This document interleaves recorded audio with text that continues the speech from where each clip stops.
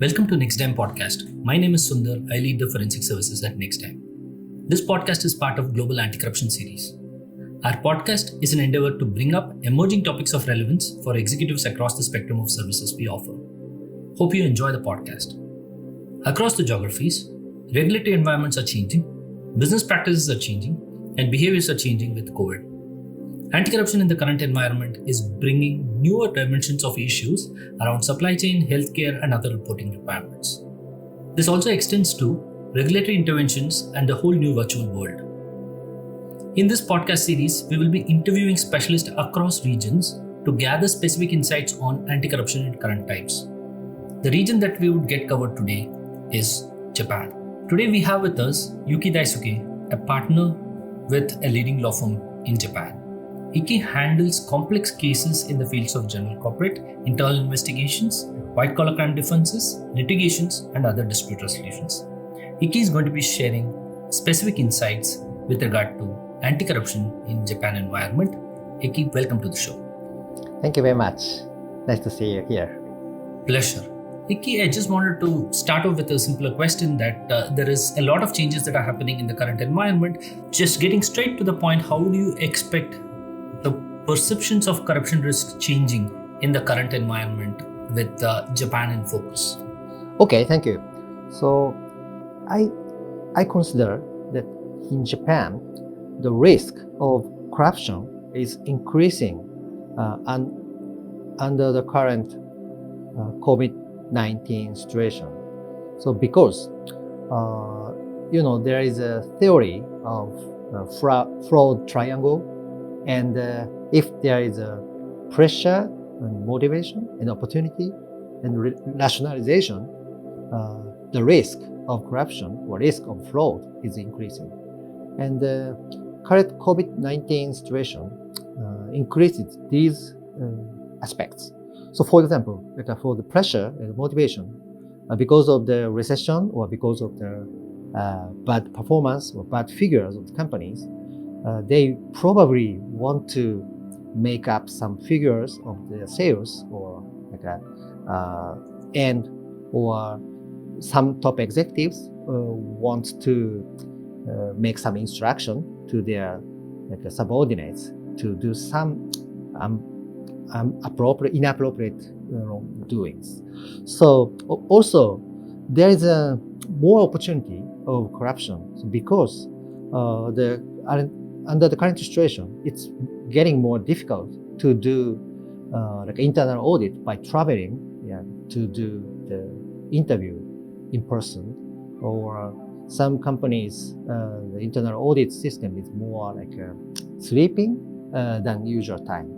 So, and rationalization is also existing because under the current situation, some people, including some top executives, they think now is a time when the business is more important than compliance, or under the current such exceptional situation, this kind of a transaction would be allowed, or under such concepts, the people some executives or some employees may consider their doings is okay.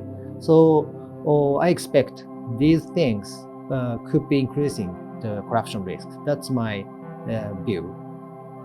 I understand, Yuki. I think that's a very relevant point. Some of the perspectives that you brought in terms of supervisors influencing the subordinates to do incorrect activities, or the current market condition putting pressure on how things will evolve. These are very, very relevant per se. And it's also more topical because Japan is also going through economic challenges at this point in time in its global economy, and Japan is one country which is extremely export oriented with a greater focus on number of specialty chemicals, automotives, and other parts. So that is also a relevant point to consider. I will touch upon some of these points as we go through the conversation. I just want to shift it to the next aspect of how do you perceive that some of these risks are caused by COVID.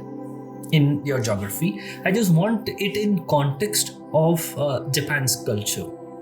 Japan's culture is typically a very ethics-driven culture in terms of the basic principles itself. How do you see, while you say that because of the business pressures, there's going to be change in the way the risks evolve, how do you specifically see COVID has contributed to change in behavior in this environment? That's exactly what I would like to understand. Okay, thank you. So, first, I have not seen exact examples of such actual cases of like corruption after this COVID-19 situation happened. But in general, I could mention that this like a Japanese culture, like ethics-driven culture, corporate culture, could be easily affected by the COVID in a bad way because you mentioned the Japanese like auto parts companies or healthcare companies, so they have like their global corporate structure, but even before the COVID, Japanese companies have been discussing what's the most efficient and robust compliance structure to manage those foreign or like even domestic subsidiaries as an entire group. So it's not easy for many Japanese companies to do their leadership or to do their such a strong leadership to control those foreign subsidiaries. It's really different from, for example, from the US big global companies. So I completely understand that. So this is a very relevant perspective because Japan and companies operating in Japan are truly global. You're saying the risks coming from across the globe is very different from the risks that you're actually having within the Japanese market environment itself. Right? So this is an interesting perspective. To just add on to this now, I'm sure across all the geographies, there are more government interfaces that have got increased. Right? There is more reporting requirement. There's more rules that have come in for every actions that you do. Whether you operate your business at this point in time, running your offices, employees having COVID tests, everything has changed. How do you see in the circumstances the government touch points impacting businesses at this point in time? Thank you. I think this is an interesting point because I don't see any big changes within Japan with regard to such a government's touch points after the COVID-19 situation. But as you see and as you mentioned, in the global context, in many countries, or in some countries at least, there are such changes of the increase of the government touch point or like a disclosure requirement or such other thing. So Japanese companies will need to know more about such a global requirements.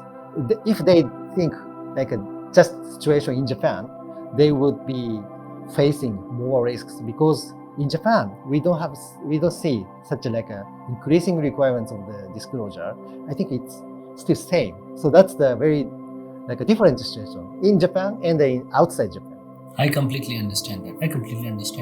I just want to go back to one of the earlier points that you mentioned, which is also relevant in the next point that we're going to be talking about, is that you mentioned that supervisors influencing the reportees, right, or subordinates.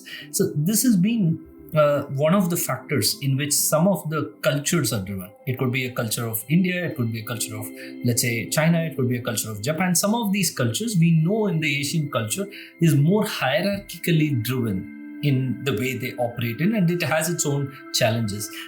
Given that kind of context, where some of these people who are driving it may have business pressures to balance, how do you see things like remote working, lockdown or relaxation, or too much of focus on healthcare impacting decision making of these leaders and thereby creating risk for corruption within the business.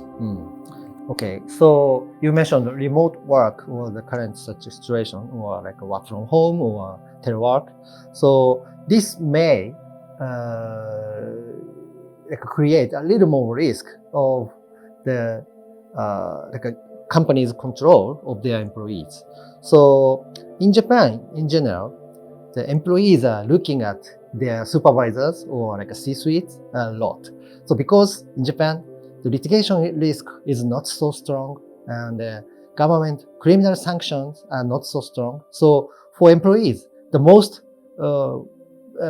pressure, most powerful thing is the company's supervisor, company's executives. So, and it's not easy to move from one company to another company. So it's very important for the company or like a top executives or like a supervisor to show their like a appropriate mind to their employees. But this like a remote work or like a telework system may decrease such a like a control or such like a deliver of the message from the company to each employee.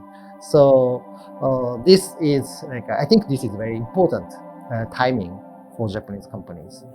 I clearly understand that. So let's just extend from one of the pointers that you actually mentioned. You mentioned that regulatory sanctions in Japan has been not very high per se, and that's not a pressure point for employees to adhere to regulations. It's more a personal discipline and organizational discipline that drives this in the environment.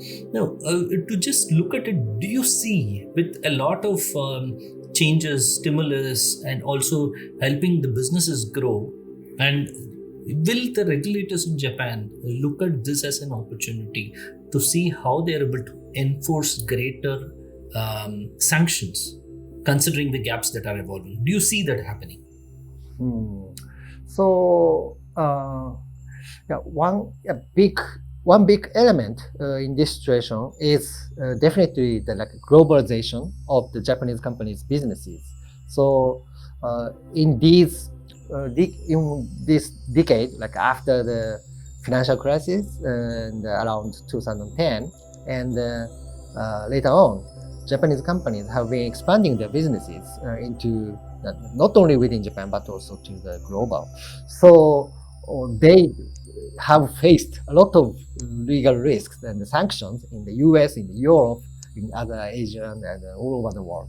So such legal risk and sanctions are definitely affecting Japanese companies a lot.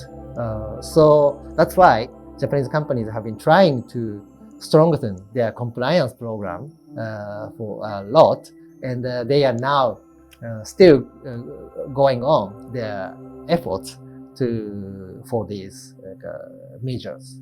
That's I understand. So one point this particular perspective of yours clarifies is that you're not significantly expecting enforcements to happen in Japan per se, but you expect enforcement impacts to happen for Japanese companies operating internationally. Is that a fair point? Yes. Perfect. Now that we are coming to the end of the conversation, I just wanted to check if you would be in a position to share 2-3 key insights that you want to share with compliance officers who are operating in Japan or who have oversight responsibility for Japan. It will be very insightful for them. Thank you. So, to the compliance officers of Japanese companies, there are two big important changes in Japan. Just recently, actually, this is just the last week, Japanese Diet has passed the amendment of the Japanese Whistleblowers Protections Act. So this new law, the amended law, strengthens the protection of whistleblowers, which means it will be easier to report some companies' wrongdoings to the government sections. So compliance officers need to strengthen their compliance program, including their internal reporting system. So not only even such Japanese law is requiring those companies for such compliance programs. Also, 2 years ago, in 2018, Japan introduced a Japanese version of pre-bargaining system. So the famous Nissan's Carlos Ghosn case is one of the cases where the new pre-bargaining system was applied. But this also means some wrongdoings or fraud could be reported to the government by using this pre-bargaining system and providing such information to the prosecutors. So this means requires more for compliance officers to strengthen the compliance efforts. So they need to be closer to the C-suites and to strengthen their compliance program, maybe more budget, more resource, and they need to be more prepared for these reporting and stronger sanction. That's my message to the compliance officers. Fantastic, Yuki. Specifically putting across to say that this is going to be an important time where the compliance officers recognize the changes that are happening, where Japan is supporting direct reporting to the government and regulators of violations. So it is necessary that the companies look at strengthening their internal processes so that they have sufficient ways to handle circumstances in advance. So I think your inputs were really insightful. I'm sure the listeners will have a lot of thoughts to carry forward with the kind of perspective that you've given for the Japanese region. I really thank you for joining this podcast, Iki, and I look forward to connecting with you again soon. Thank you very much. I really enjoyed this time. Thank you.